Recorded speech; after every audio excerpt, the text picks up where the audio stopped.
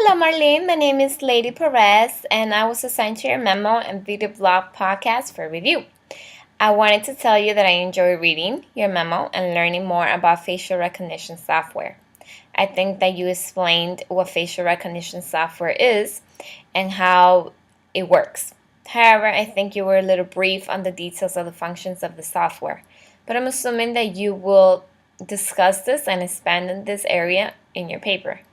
I know your paper is directed towards explaining facial recognition software in the area of Homeland Security and how 9/11 has changed or evolved this kind of software. However, I think it would be appropriate and important if you provide a more detailed background on how facial recognition software came into place and how it was used prior to 9/11. Also, I know that there are some other kind of techniques used, such as 3D sensors. These are being used to capture information more precisely of the surfaces of the face. I know that 3D facial recognition is more efficient than the facial recognition software we currently have because it's not affected by light or any other kind of change.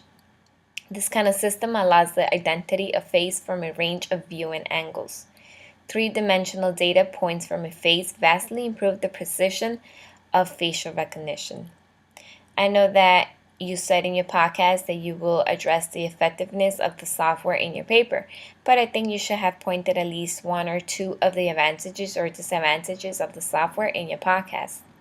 For example, an advantage of this software is that it can recognize an individual among the crowd, something that fingerprinting usually cannot do. I know that you mentioned in your podcast that this kind of software was used in the Super Bowl. I think that's a good way in determining whether it was effective or not. Also, I would like to see maybe if you could find a case that can explain and show that facial recognition softwares actually do work by deterring crime. Maybe there's a detection case that you could find where facial recognition software detected a criminal or a terrorist. Facial recognition might also not be the most reliable and efficient software out there. Many people criticize whether this kind of system is more efficient or not efficient for airports and railway security. There's a lot of doubt on that. You might want to look into that and explain and expand a little bit more on that area. I know that you could also devote a section of your paper to privacy issues. Many people may be concerned with the invasion of privacy once they know that they're being monitored through the software. Many citizens may be worried that their privacy is being violated by the use of surveillance technology by private and state government. Some fear that it could lead to a total surveillance society with the government and other authorities having the ability to know the whereabouts of citizens, and people do not like that. And they don't feel comfortable with being monitored all the time.